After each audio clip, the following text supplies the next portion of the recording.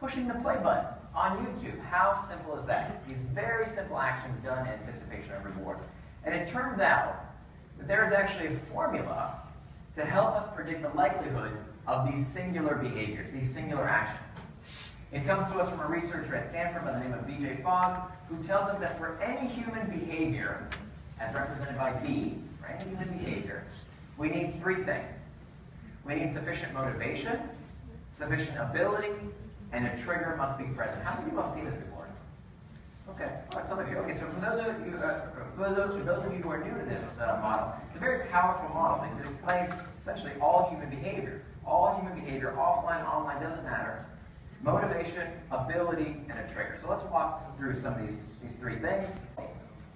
Now, when they implanted lab animals with a tiny electrode into this part of the brain, and they allowed these lab animals to self-stimulate, they could push a little lever to send a tiny electrical current to this part of the brain, what they found is that the lab animals did so incessantly.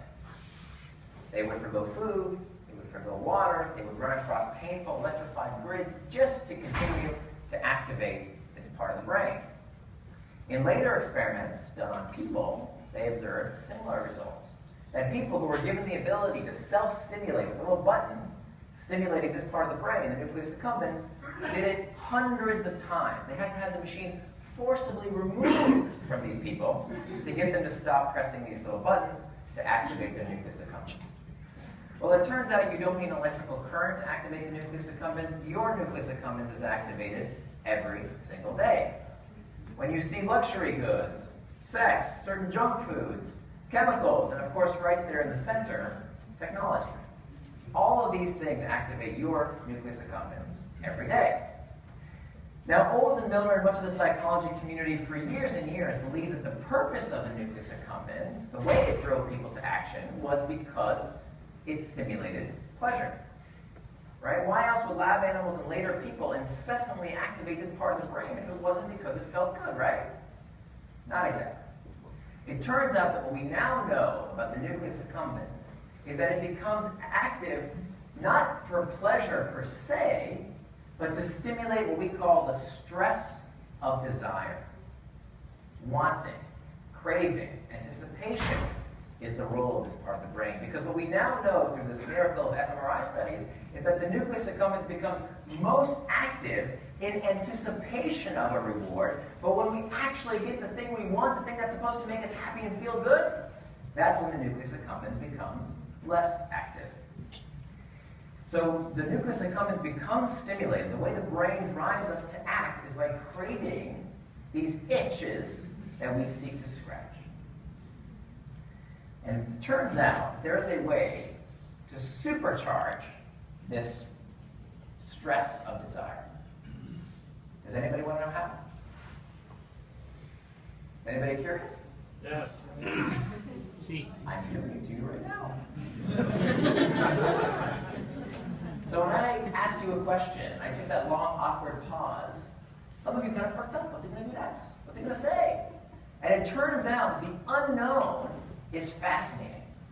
And in all sorts of products that we find most habit-forming, the ones that capture our attention, the ones that are most engaging, you will find an element of mystery, a bit of the unknown, a variable reward.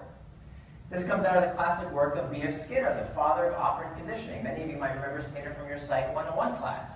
Skinner did these classic experiments where he took these pigeons, he put them in a little box, he gave them a disc to peck at, and originally, every time they pecked at the disc, they would receive a reward, right? Peck at the disc, you would get a little food pellet. And so Skinner basically taught these pigeons to peck at this disc whenever they were hungry.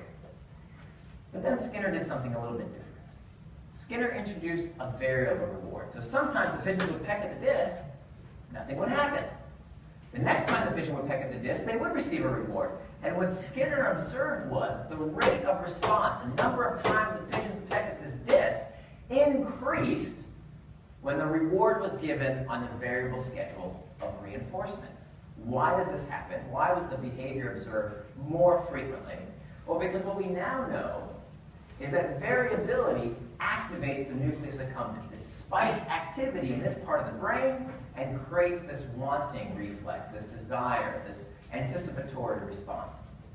And it turns out that in all sorts of habit-forming products, you will find one or more of these three types of variable rewards. Rewards of the tribe, rewards of the hunt, and rewards of the self. Let me tell you a little bit of these three. The investment phase is perhaps the most overlooked part of the hook. It's where the user puts something into the product, some bit of work, in anticipation of a future benefit. It's not about immediate gratification, right? It's not about immediate reward. This is about a future benefit.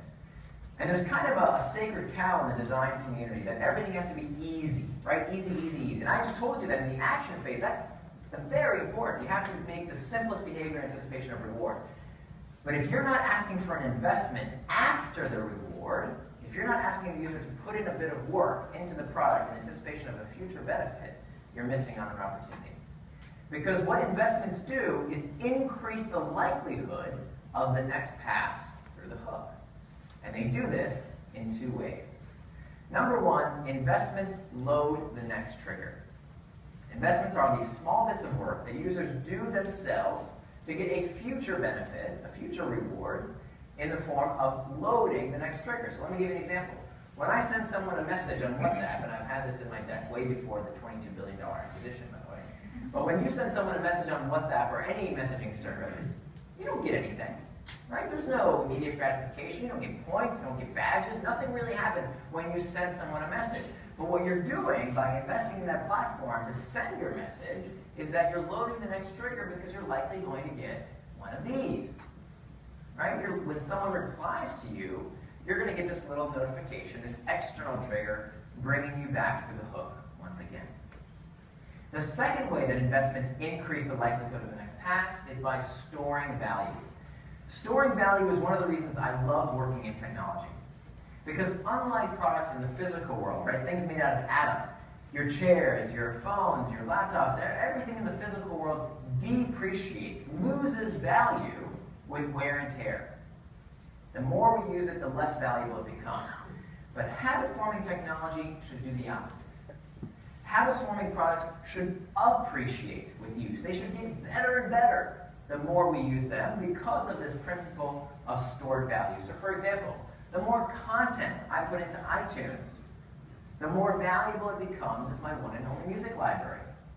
The more data I give to a personal finance site like Mint.com, or data I give to a site like Pinterest, the more that site becomes tailored for my needs. I can do more with that service based on the data that I have invested into that product, either actively or passively. Followers, the more followers I have on a platform, the better it becomes at helping me reach my audience. So on Twitter, if Twitter sends out an email tomorrow and says, I'm sorry, Twitter is no longer free, you're going to have to start paying us for it, who's more likely to send them a check? Someone with 10 followers or 10,000 followers? Obviously, it's going to be the person with 10,000 followers because they've stored all this value in the form of these followers that now they can reject.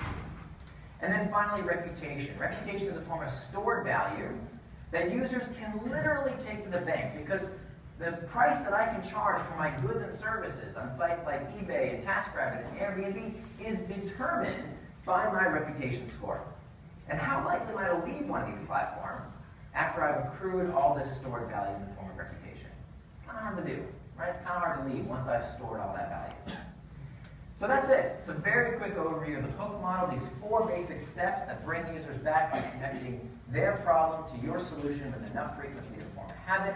And through successive passes through these hooks, this is how user preferences are shaped, how tastes are changed, and how these habits and routines take hold. Now, I told you that that would be a lot. And I'm sure